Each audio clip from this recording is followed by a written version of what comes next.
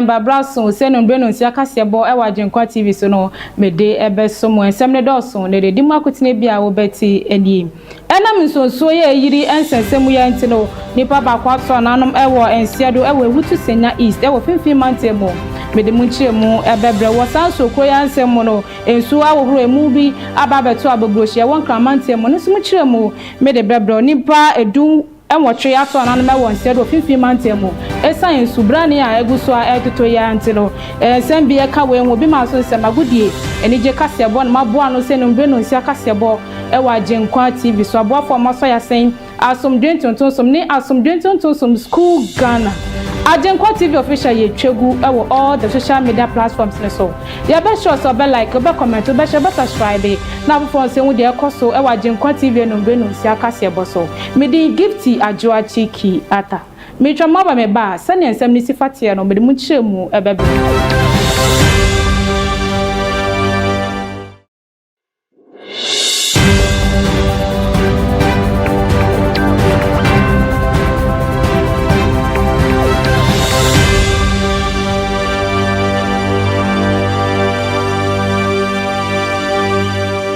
Meda sisa oda so ati ufide no hwehwe de ekoso e wa Agyenkwa TV no breno nsia kase eboso ma me hyase na me fa ma me hyase na me hyase e de efi arehu ensem emu wowra bi ato nanom e wo ensia do e wo Freetown e wo ewutu senya east wo finfin mantem mu assembly member e wo impotemu anidin de Mustafa Mohammed churchensemu chose na owura no ensuo no yiri eba wo mufia na yasam ketwa ono no woji na busuafo nkwa ne ba ne mba ne yire na woji omunko wie ya no wose na de bi aka ne wardrobe ma okwa kofa bodu ha na wardrobe no ebubo ne so wentimi anje wono ankasa ne ho asie no wato na no me wonsie do no. People who even lost their life in this situation. There are people who lost their life. Yeah.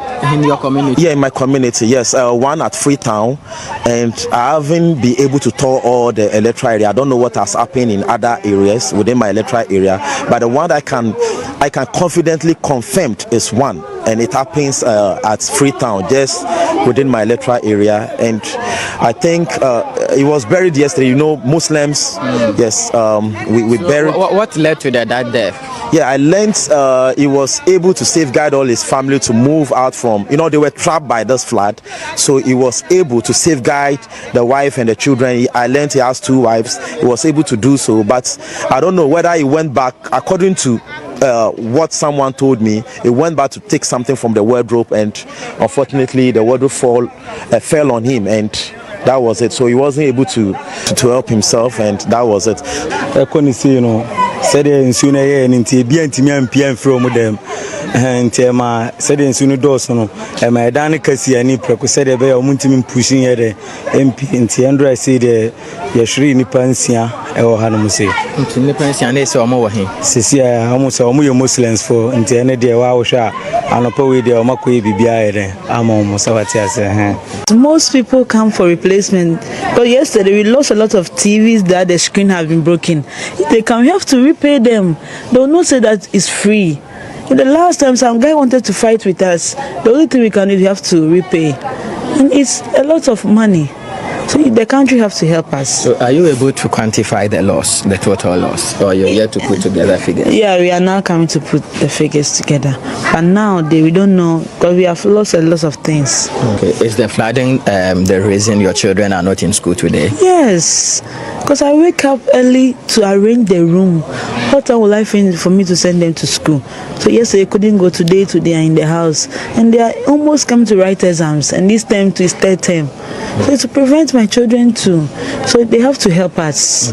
Yanyama suna gudemu bebre asa nyama na bine sina egususu yenwie nti wa dia ma bebre nti yan share business no emhwede ban sa na asai ne ri twa machine pure water machine enom na asai ena bebre ama bebre because pragian ko fa pure water ne ko supply nyina nsu akọ machines ni nyina mu ya ka ba ko esi nyina nsu akọ ni nyina mu pragia ne na ya be sese 6 nsu akọ ni nyina some the 5 ne ko workshop nti ba ko ne si ya no Nti mobetimi asese e kadodo a machines ne pragia ne the assay no e worthy.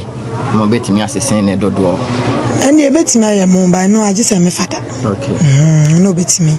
Actually, I can do it. See it.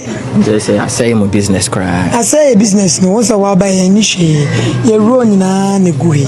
And so Brandy a good soy toy one cramante mono si no a movie and so now crew a movie a baba to abobloshi. I want cramante mo is no I bear some cassia panya some get one potem for no a chess or more and nim nipper way. I will baby and a patu 2 way and a same way. I see a police for Ababe Pimo Hono Mariciano or Mapaja mono da coco Pimo. I will much and I'm soon penny for chess. And nipa do me no motor and my one said it was answer yiri emo isi no bakwaba beka wan mo no omododo na akwa na ekonanim wo enkrampoponi mantom bia ye fa no aloboshi a no ewo enkramantem no enei abeto abontene se eye nipa bi ahwere ne nkwa oda ho a omugigi se eye nsuyantama eto ye na onam so a nipa no ehwere ne nkwa na emom no omoni mebi a nipa no efri ne sent no ye Ghana National Fire Service a confirm se ono eka ho eye nipa dumienu na ehwere om nkwa na mensuo ye atoyim.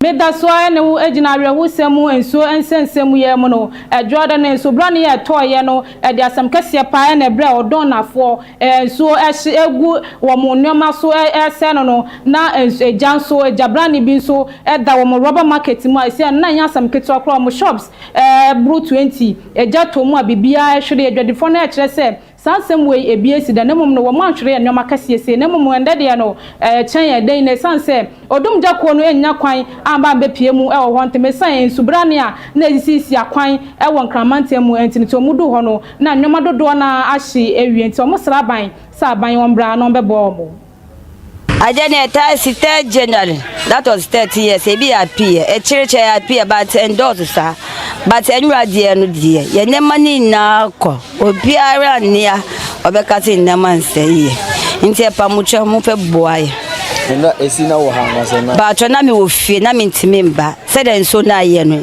uba na nso ni tarewa nti e bot se 2 o'clock no na me ba nso no me ntimi fa hwe me trouble se esi menim ha nyema wo me nya nso di akọ e ma bi ko she container no nti ene eja na me nwan ma ba mo bu aba ye da say na ye yini na agubola obviously na yeton ene ma hodo bibire wa ha entade jeans no mo ne ntoma ne ade but nsuo ni nti yetene no to plastic market yeton plastic nsuo ne etaba ha na eba ha ne ahoro ne ma no even last month third no me eba ye ne yegusu aye ahoro ne ma no kwa ye ahoro nwie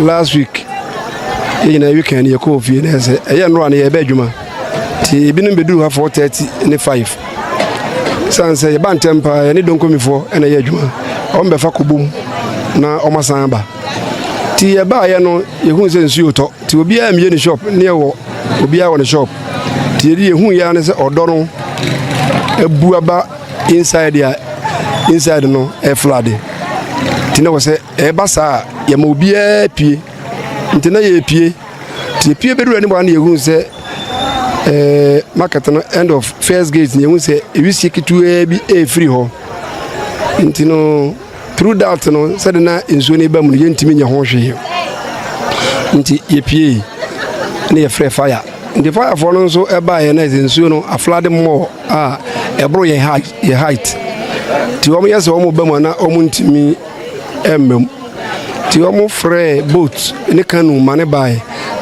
e ma yetena mu behweye ye hu se na ade no e market ni nyina nti ye ka tire mpanyimfo ne se omo ye kwan na nka ye medum gya no but omo ampene se die nsuo no aye no omo ntimi ma ye ma but kanu ni boat no e wo nsuo no so na die omo de rescue enipa na akamu no nti ma ye ko fa the other side do ye ba no na nsuo ne de die chest but ye famu abedru market ne middle ti dru middle no e wo se yedum gya no ne nsuo no so etamu ti sensuo no gumsa ne ma gya no ano ebrase nti market ne de Ashe share the beer 26 shop, but almost 20 shop are multiplied by 20 ni nyina ashe ana wo no ho nyina so eno so fa nipa bebre ni nyina ashe ese market no omo ya affected no ye plastic for no ana omo ye three ana omo ton enema bi te say money ade ebi wo mu a ese de e free D ABC B no ni nyina ashe ABCD na e free D up to B ni nyina ashe ya nfa bibia wensu efido wenya ewon kramante more bia wonyan enkokwa ne din ade Victor Kasie wono so nasemu ina se na nsubra ne neto no na nkan yin se ani kwan se nkan yebo se wura ne fie sanse na bibia ni wa chese nkan nsuo na betimi ase ne nwoma esa ne mom no amafo motete eben no wo mo walls etimi ebu yensuo no ade mrika tentem bese ne mboa ne nkokɔ bibia ese ya sisi no abaya rewosam kase pa ede amano enkosu a wabobo ano so de kwa koma ne dwodifo ni na no ensuo no ewohuru ni na ede koya rewosem ade ama owure ye ode sade etu mpenifo enim so omombra na omombebo ano. Okay, the rain started, so we were all around going up and down checking the level of the water to see how best maybe we can protect it from not entering the cage. And the level of the water in front of our gate was down. So we said, okay, maybe it will not come to the compound and maybe come over to the cage. So we went back to our rooms. It's 2 separate rooms. So we went back to our room. All of a sudden, I just heard a very big noise from the opposite side. We are in the middle of 3 different properties. So we are in the middle, and everybody fence his land. So I just heard a noise from my room. Before I opened my door and came out to see what is happening, the other side of our poultry farm, the plot beside us, the wall, all the fence wall broke down, came and hit our own, break that one also down. And when you see the level of the water coming to the compound, and I said, no, this one there, we can't. So I just called the boys to come out and come and see. Before we realized the water level was on my chest. Hey. So quickly we have to just climb the fence wall and started walking on the fence wall to just get some place to pass. So we walk to the 3rd compound. We get there too. He was also suffering. So we have to maneuver and pass through some corners, climb some poles, then get back to his building. That place too, the water level was on our neck. I'm even taller than my worker. So I have to hold him, manage, and leave the area. So we went far to Dowenya area to just go and hide somewhere. After the rain came down and we came, all the birds in the cage, all the birds in the poultry farm has died. And the level that time, when I came and checked, is even standing inside, nobody can see unless I lift my hand up before somebody will see me from far. Hey. So that was what happened. If we were not lucky, we also gone, because the level of the water that is coming through the house is not easy. Hey. It's not easy. Okay, so that was what happened. Okay, so about 1,630. 1,630. And they are layers. They are all laying. Oh. Inti parking kosua kra papa bia ba Friday so open kosua 300 kra maybe obefa inti ye starti free Saturday say ye parking si homanu say na Tuesday makacha say Tuesday ombra no obefa dia ye benya no no obefa akọ. Oh. Ex ni nyina omuni nyina akọ. Ex ni nyina. Even me call anukra wa to ade na odis kan to need them. Ade ne see enu na obi gate no. Oda onukra oda boxer shorts no ansa na ye timi free. Poultry farm no akọ. Nti bibia say. Oh. Bia say.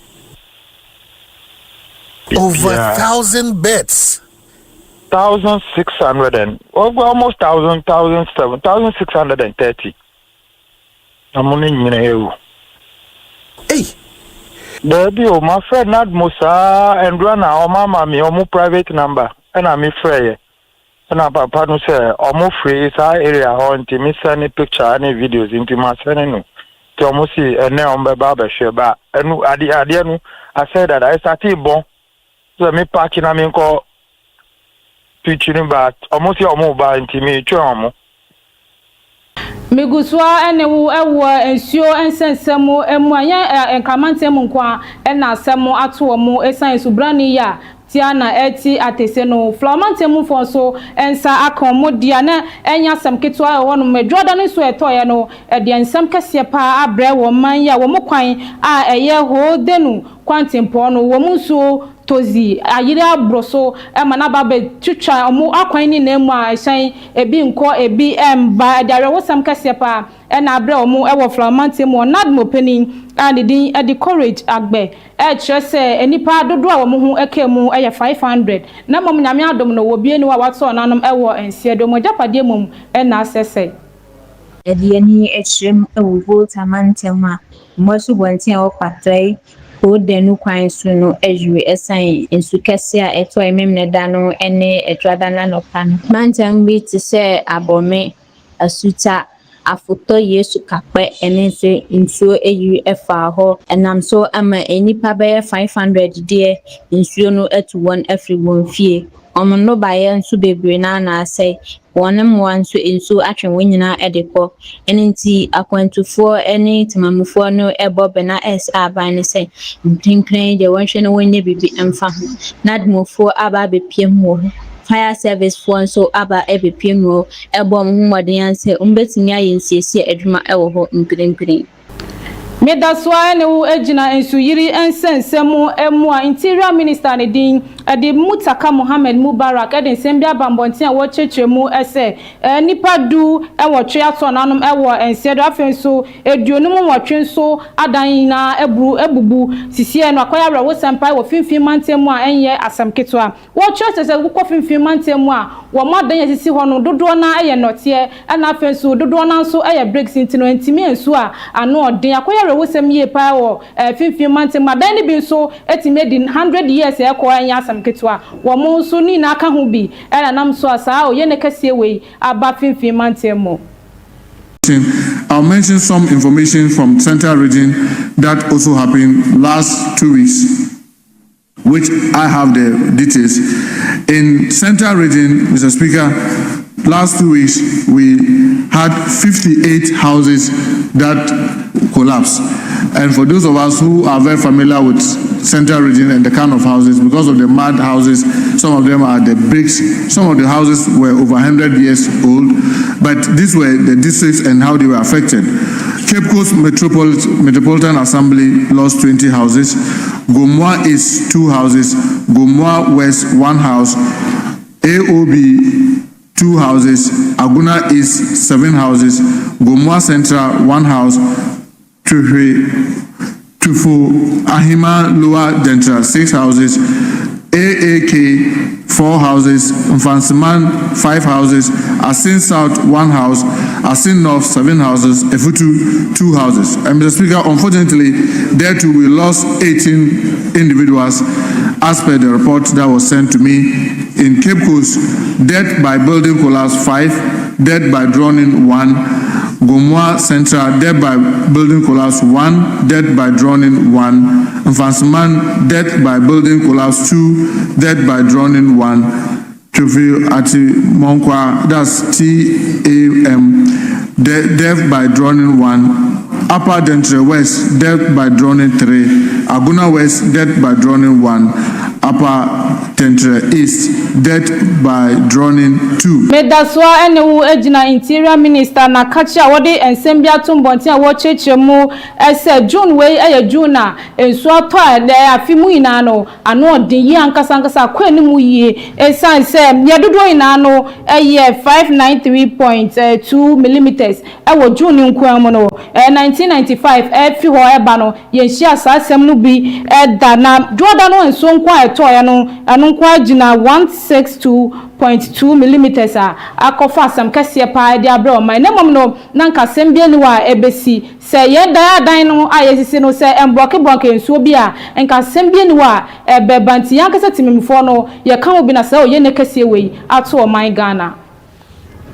Mr. Speaker, in the nutshell, to say that this was something that was real a difficulty for us as a country. I must admit, Mr. Speaker, if you look at the statistics that we received from the Ghana Meteorological Agency, it clearly states that in the month of June, we normally expect a lot of rains. But what happened yesterday gave us 169.2 millimeters of water. And this is the fourth largest volume of water in a day since 1995. And for the month of June, we had a total in month of June of 593.2 millimeters of water. And Mr. Speaker, is the highest our country has ever received in its history in 1 month. 593.2. The closest was in 2002, and that was 420.6 millimeters, and the other one was 2015, 380.3 millimeters. And these statistics, Mr. Speaker, I'll make it available for the House.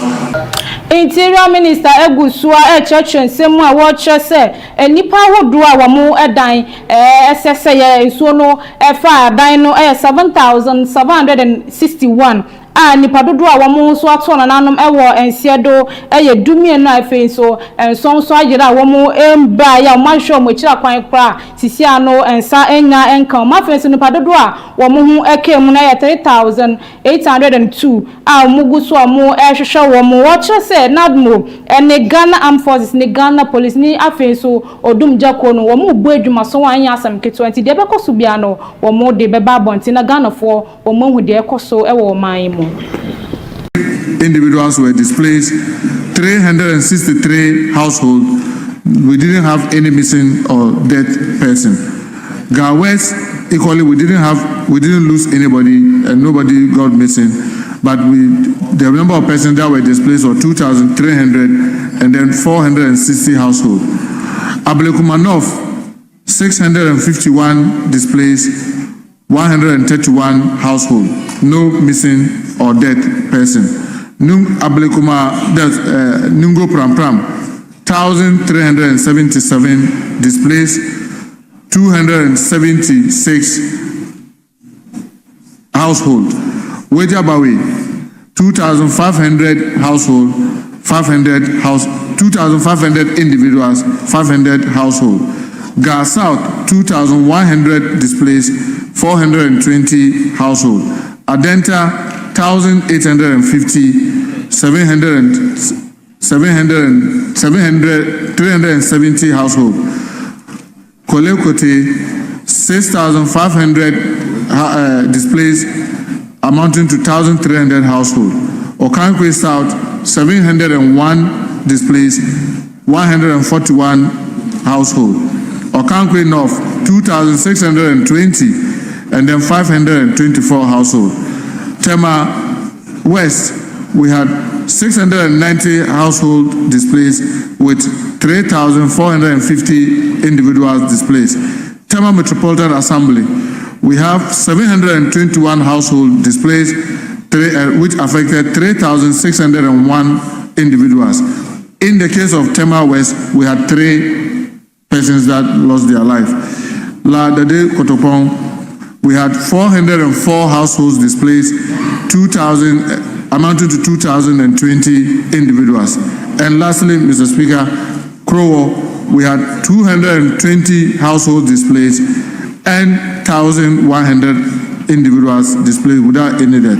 Mr. Speaker, when you put all these numbers together, we have a total of 7,761 households that were displaced, with 38,802 individuals affected, with 7 persons still missing as of this morning, because, Mr. Speaker, I've been at the Finance Committee in the past 3 hours.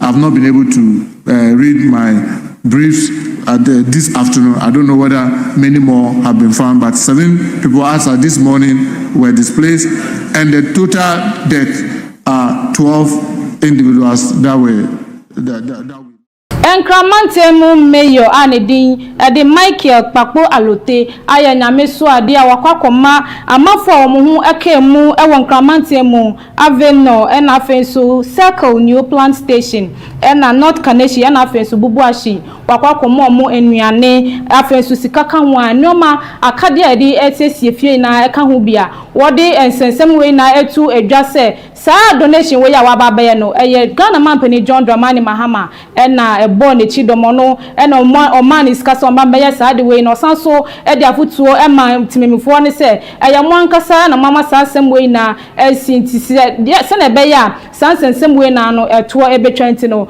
eni se obi atututu enwura bia edigu enso a etini emu yede eni twemu ewo enkran pomponi mantem a krono hwesofo ora Michael Kpakpo Alote ede ayebi ede akoma tinomfo mo aveno circle new plan north kaneshi eni bubuashi enam hwiri a etwa form so ama ebi no monya pade eni omonyoma hodo bibere ahwe omo enyoma bi a ode kwaye omo aye eni sikabotene ena fenso emu eni akade bibere keka ho afenso ede wheelbarrows ahodo eni shovels ahodo a benanso ma nsiesie mapa akoso ewo mumpatem osan ka se emuaye beboa won a wahwere won nyapade ne won nyoma am wosan esi wabrabo mu dada mu biem osan hwe amanfo se emu nto enwura emfe ngu gates mu ene miaye nso to a etini efa ne nam saa yoso no ebema nhwira etayi ni ti ewo nkranpomponi mantem no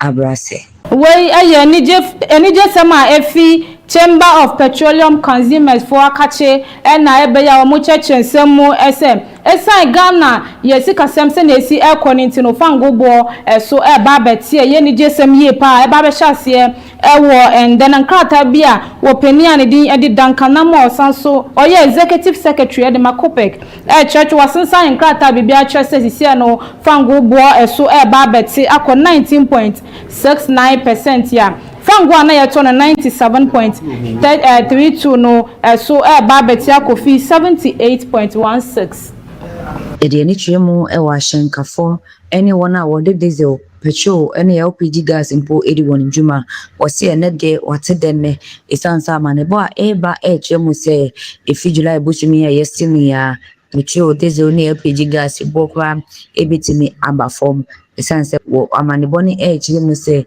ewiase yina fango bo so ate afezo Ghana cedi no enya hoodin kakra etia American dollar no eno nti atadwe wona ate denne esanse saadwe media ibeboa ema wono ho ahenhan wona kobadie Medaswa no ejina fangu ensensemu Association of Ghana Industries ediato Public Utilities Regulatory Commission for enemo SM enkania na omoye omadwe omaka no abonten ese nchebi omba betutu enkania ebuo no mo wo entwentwan enwema bi so ansa esanse fangu bo so eba betina se fangu bo so tin so akania ho sensem no eye no so etete ekofom ti omunya abotre ansa wo atumu chairman of Association of Ghana Industry sanso ye Economic Affairs Committee anedin ade Eric Dufio chese no bibia so ba beti esanse na US ni Iran into kwanti na fango bo hwiri ko so sisi no wo mojai entokwa no ekonti sisi no fango bo se na eti dada no ebesan so sanechi abasese na eti dada na abi. But this is just a 3% plus for electricity increase. It's small in this bigger scheme of things, correct?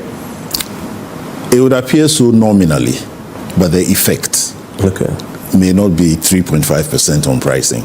it may go higher, like I tried to explain, that the other factors in the basket of the production may be affected, and cumulatively, it may go to 5 to 10% anywhere in that band. So if we are not careful, I mean, we don't know what's going to happen. What worries us is that petroleum prices went up. Yeah. Therefore, there was some adjustment in the market. But they're coming down now because the war has ended. The US-Iran war has ended, and prices are falling back. So at this time, that is also one of the components in the tariff adjustment structure. So if that's going to go down, and at this time we are increasing, maybe they should wait a little bit more and see what happens. They don't have to increase the tariff just because there's a quarterly review, but they should look at the general market and determine whether it is suitable to do that now. We're already providing a lot of resources to mitigate some of the production costs by paying these levies on fuel, right? It makes money available for generation and legacy debts. So why are we going to have to pay more again? Because it doesn't make sense to us. Yeah. The timing is wrong. They should have waited, looked at the global picture and seen whether the effect of the war had thinned out. And then I don't know what really the reason for the adjustment is, other than for fuel.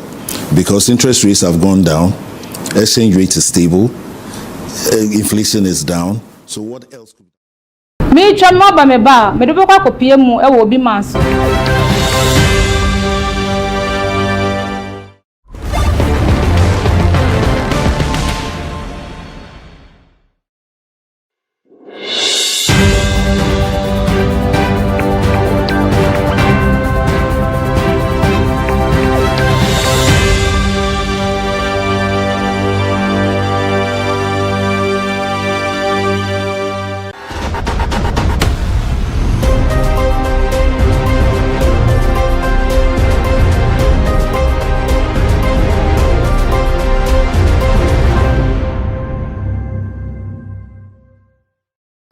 me dazi se oda so ati ufidie ne ho ehwe de ekoso e wa Agyenkwa TV numbre no nsia kase boso ma me mfa nkopie wo bi manso na me de wo ekọ Nigeria Ghana memo ha yenso nsensem ya isi ano ya bra ho abra nso yiri fa na efa amanfo e wo nkramante mo no enye yenkwa na asemato ya Nigeria fo nso e de abasisie no wo mo de nkrampo de hyase e wo kosiada na eguso a e twasisie no makwan na esisi e wo Lagos e mo nko omumba sisie no amanfo ampanifo awofo ensuru egujemu yankasa sisie no enkolai na entimi enko sku amanfo nso so a wo mo ekopa bibie ba bedie no so entimi enko bebia sisie no mo de asam kase pa ba beto abonti se aban no omo aban no mbra na ombeboa wo mo so with the weni atrem e won Nigeria memo eyetimemfo bi no mo omo esu efre aban se onko momo esan se ensu anano ada etoye no amene omo a ase wonye pade bebre amasuku fokra entimi nko school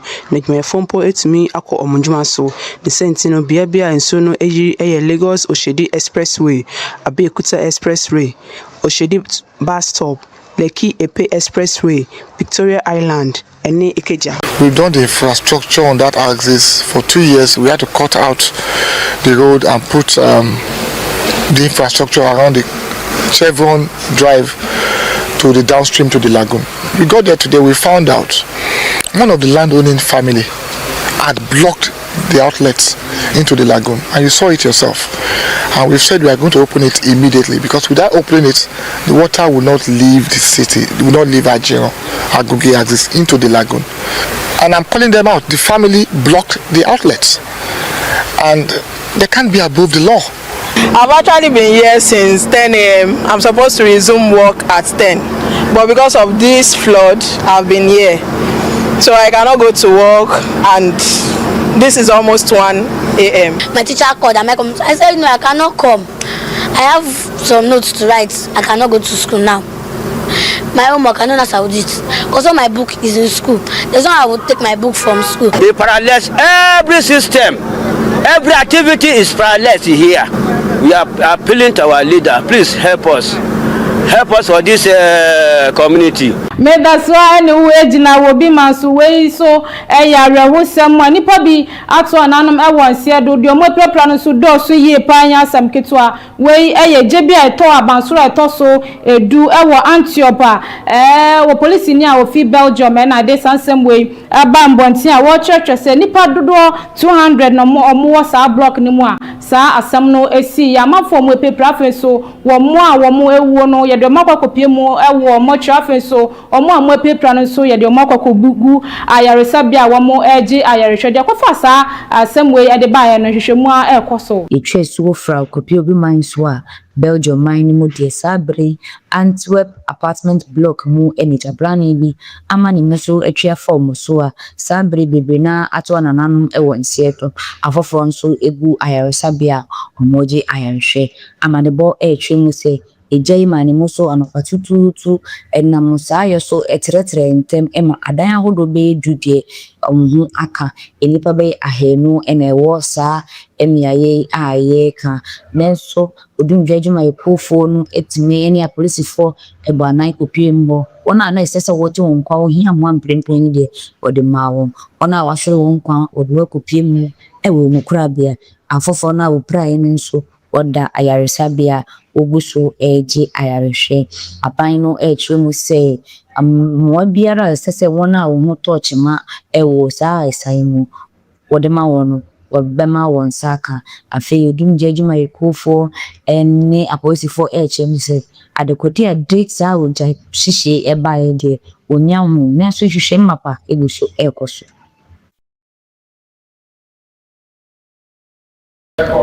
me chame oba me ba me de bokwa kopie mu ewo anije nsem mu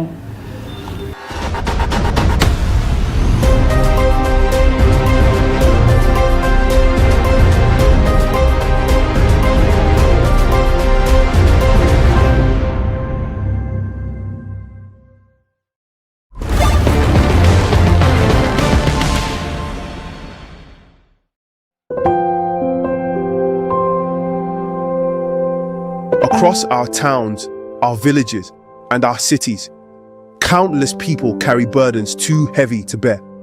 Some seek healing, some seek answers, some seek freedom from pain and suffering. Now, hope is on the move. The Faith Healer embarks on a powerful nationwide mission, traveling from community to community, bringing healing to the sick, comfort to the brokenhearted, and redemption to those weighed down by life's burdens.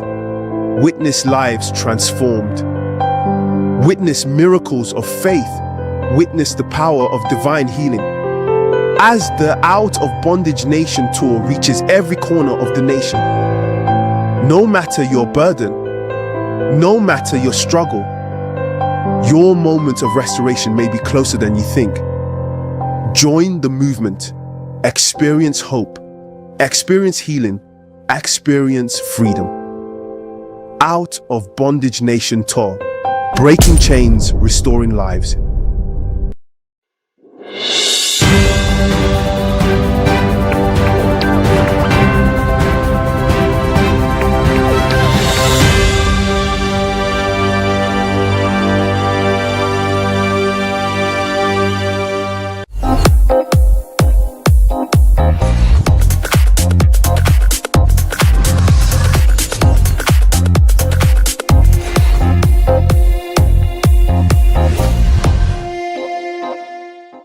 me that so that's why ti wo fidie no wa hwe de ekoso e wa Agyenkwa TV no mbre no nsia kase boso ma me mfa nkopie mu e wo enije ensem mo Afro dancer nyumtuni ne din Eddie Stone Boy din sembia babonti a wo church se ne ra ho yie pa essence brand eguso a eto emankramantie mu wo mo bra na wo mo ebra ne ra ho yie wo hwe nipa dodo a wo mato nanom e wo ense do afenso japade a asese ne ade na wo mo bibia ya akọ na ya tinemfo no ye wadwuma kase bi pa eye e wo mo essence ye dwuma ye wo sa asem we mu na ene se ye bejai se ya toto bola egu enso a etinu ma fe enso ye bejai se sisi adan a sisi enso bia na obi besi wodan ma wo na wa kire nipa no se won twa gata bintu se na be ya enso bi ba betimi afa ho na ankofo ye ne kase bia amfa mbrel.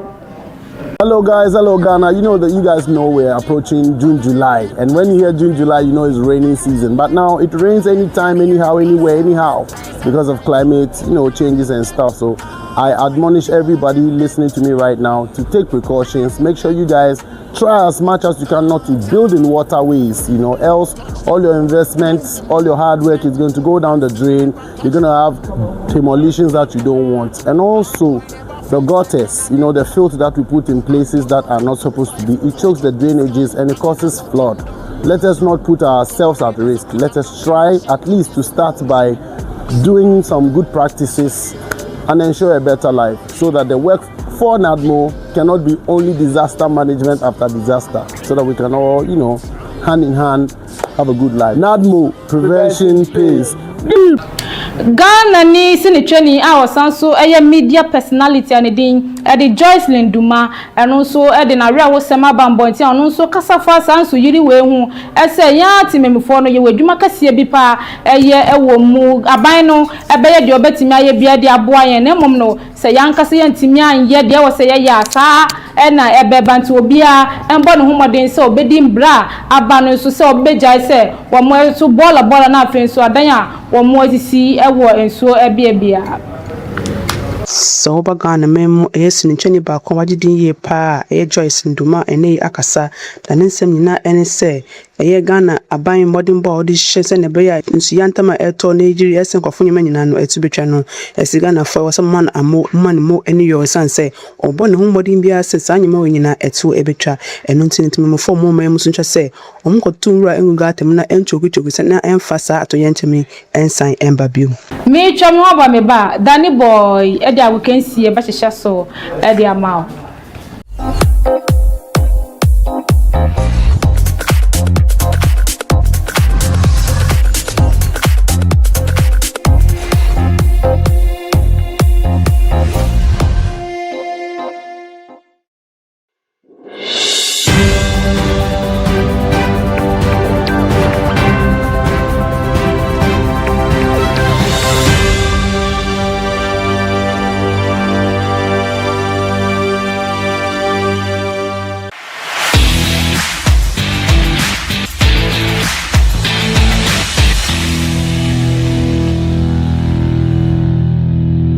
Alright, ebusia ebre enya edu say agudie mu nsama no ewo Agyenkwa Nonsia Kasie bon so me gibre me sinkunwa na afi me papa ewa wem edema na so hu de ko ene de eba egia me de so eye Daniel Kumi Danito race to the power 20 ebusia ye sha say de ne ye sha say e de free World Cup ho ensensem African countries omgu a so a omusi akan ewo World Cup na so no ye hwe teams ahodo a omatumi qualify and afi teams ahodo omatumi efrim say NC etie ukopie mu a na chere South Africa etumi efrim sanso no my friend Morocco and so etimi qualify my friend Cote d'Ivoire etimi efrim Endra fofi Antoata ema Cote d'Ivoire etimi efrim sanso no yame aduma Congo afi Senegal and afi Algeria Egypt Cape Verde and afi my friend Ghana yanso ye hwe nim kan say games we nim round of 32 no e betumi akoye nim na nyoma etimi akoye nim so far the country a wetumi qualify my friend Morocco no pe and wetumi booking ni ticket or round of 16 our African countries are omisi akan our World Cup ya so ejina World Cup and afi Africa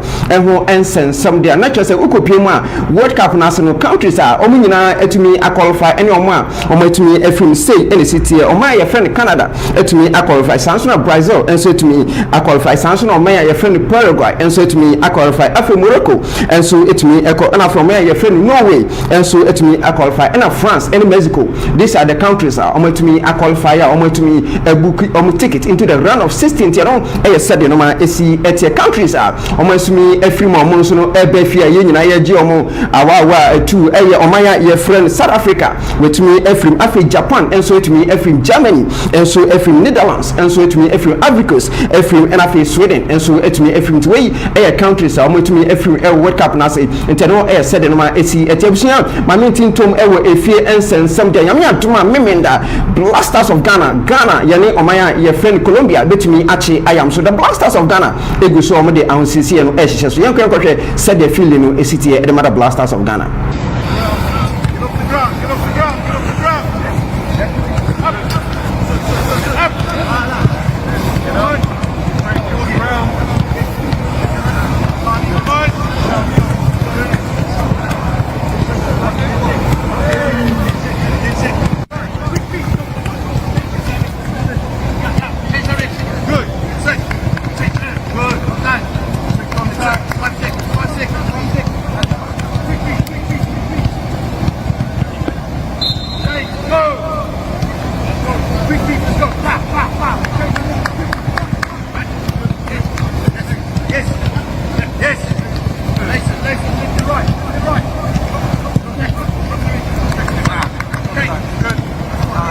Enti wey said the air course training ahodo after preparation the Black Stars of Ghana FM against Omaya Yefreni Colombia enya ahwe ewo Agyenkwa TV no so yembonwura mu ewo the playing body abrante Yefreni Jonas Adete dependable defender the Black Stars of Ghana some try for etoche no etoto na no even the first call up into the Black Stars otumi de nakosem etugya and some say Jonas and situmi kan. The feeling was very great for me because I always dream to play for the national team.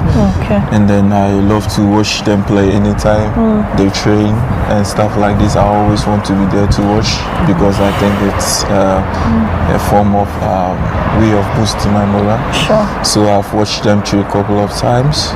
And then I had people way back who were also like from Teshin who play for the national team as well. Yeah. So for me, when I had a call up the first time, I was I didn't know what to really do. I didn't know what to do, but fortunately, my friends were the one who tagged me with the photos that I've been getting a call up because I played a game in Tion and I was heading back home.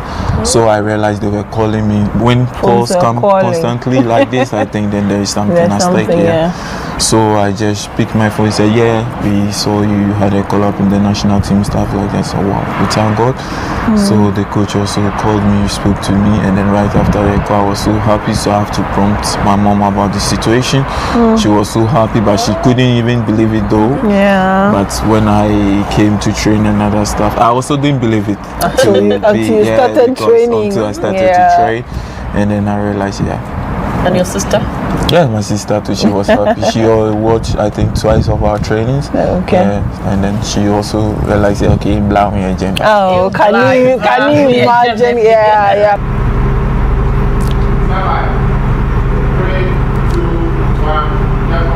Yada so ejina Blasters eno ho ensensem ho dia natural se Carlos head coach the Blasters of Ghana e dia tudwa se ena nansa ensu brania etumi etoya akofo ye nekase e dia ma o my kronkron Ghana no ensem kakro betumi aka ene se o ma Ghana fo nyina yakọ o ma etumi ahwere mo nko o ma etumi ahwere o ma japade no o ma Ghana fo nyina yakọ eno ensem kakra feed the Blasters head coach Carlos akachia eno so etumi abeto me pon so amenso me breaking it down e de ama me da so ejina Blasters eno ho ensensem dia goalkeeper number 1 the Black Stars of Ghana Benjamin Asare captain the Continental Club Masters CCC netwese si nanako netwese Abrantia no FIFA etumi rank goalkeeper say ko World Cup na se no Abrantia no fofie etumi atoata me dware na ba ma na ne hwaye fefefe chese otumi atoso mako enum enti no asem there a free goalkeeper na kache and the Black Stars of Ghana kache ba me so me breaking it down the Abdul Fattah Shaku winger the Mabobo kwa your friend Leicester City latest reporter a free Bobo Konakache Urban se West Ham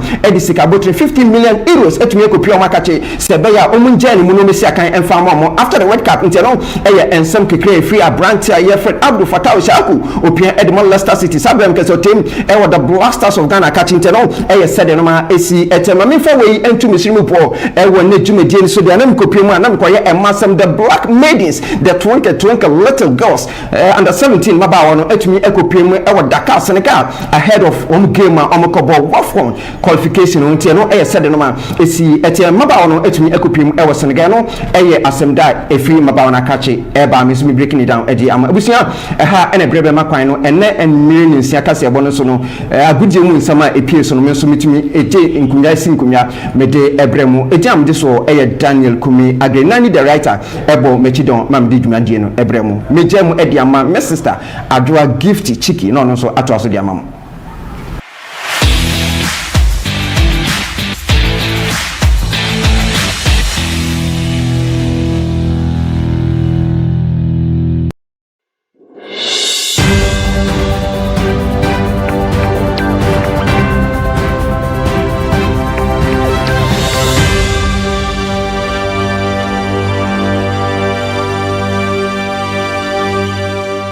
Medas is out the sort of video and who I showed the Coso, Agyenkwa TV and Breno Sia Kasie Bosso, and a Brahma Kwam de Kaseboina, AC Diamao, Nadiauti, B N Nigeria, Minamo, and Suayiri, a form on Wotin Wakasebe, Muffin so, Interior Minister, and some more de Abambonteno, and also Wotin Wakasebe, Morebia, one Wankasa Kwajin, Butcher and Phone Quano, so what's on Anma one said, Wotin Wakasebe, and Nasian Conforma production team no asomdrian tuntun sum school Ghana boa for maso ya sen na afen so asomdrian tuntun sum akofo bai didin e de nyame suma for ya wana asemu ina ne se otunfo nyankopon na asoma no so mbetitu esunsun fi emfan fi o mam na afen so ova ne sakeke embesa ya ria kwanhia mo kwankyere for no ne kira kwan e wo ekunfi otom me be show so be fe na matu for we so 0543466275 0543466275 afen so asomdrian tuntun sum school Ghana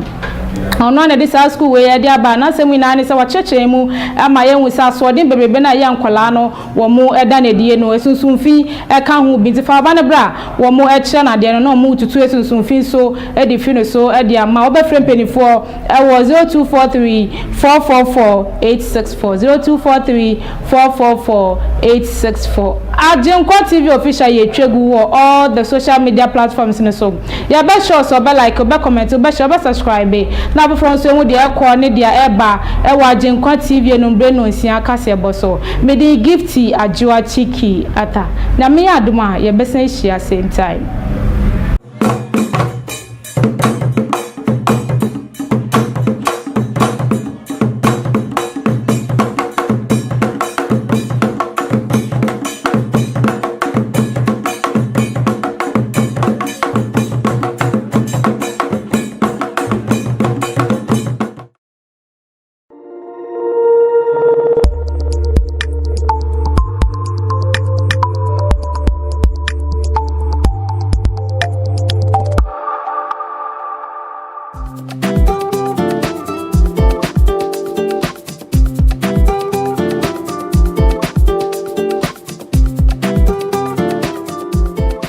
Abusia for ya mu bibia kwa ba